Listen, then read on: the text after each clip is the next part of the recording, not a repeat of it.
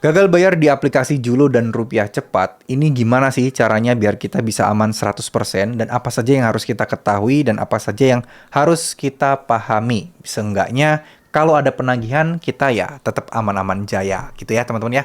Oke, jadi buat kalian yang gagal bayar atau telat bayar di Julo dan Rupiah Cepat gitu ya, itu mereka memang sudah ada DC lapangannya teman-teman. Tapi DC-nya itu nggak ada di semua lokasi. DC-nya itu ada di beberapa tempat aja. DC-nya itu bisa dibilang nggak banyak lah ya, beda sama Aku Laku, terus kemudian Kredivo, terus kemudian Kredit Pintar, itu beda. Mereka beda, mereka nggak sebanyak itu. Cuman kita harus sadar bahwa ya ada kemungkinan DC akan datang, cuman di kota-kota besar dan di kota-kota Jabodetabek lah, anggap aja Jabodetabek aja. Nah, itu pun juga nggak semuanya mereka didatengin. Ya, jadi kalau ada ancaman, bang, saya dari tadi nih ditelepon dan dihubungin terus nih. DC akan segera datang, DC akan segera datang. Nggak secepat itu dan nggak sebenar itu gitu loh. Mereka kalau mau datang, rata-rata kecil apa ya? Mungkin nggak nginfo-info dulu. Mungkin biasa jadi ngasih jeda, nggak kontak-kontak kalian dulu. Tiba-tiba mereka ada jadi depan rumah kalian. Nah, itu tuh. Nah, untuk hal tersebut, kita harus mempersiapkan kemungkinan terburuk.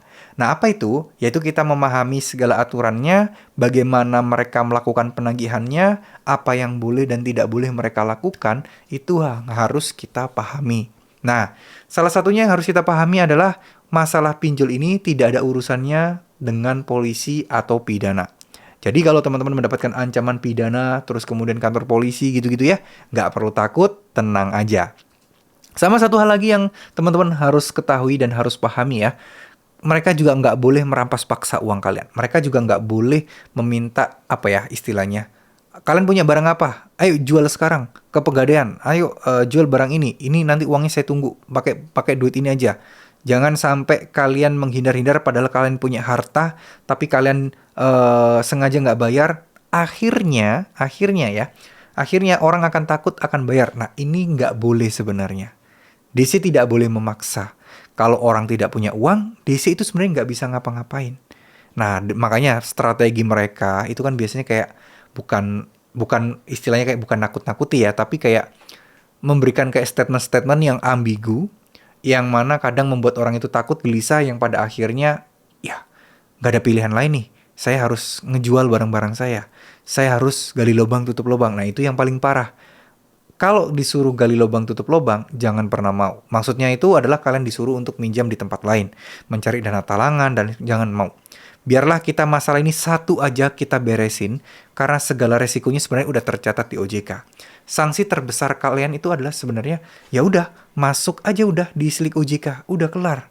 Kalian tidak akan bisa minjam di tempat lain. Tapi ya siapa yang mau minjem, gitu kan? Ya, jadi pada dasarnya intinya adalah saya pengen buat teman-teman itu nggak usah takut terkait hal-hal seperti ini. Saya pengen buat teman-teman itu bisa menghadapi segala macam penagihan-penagihan dari DC pinjol.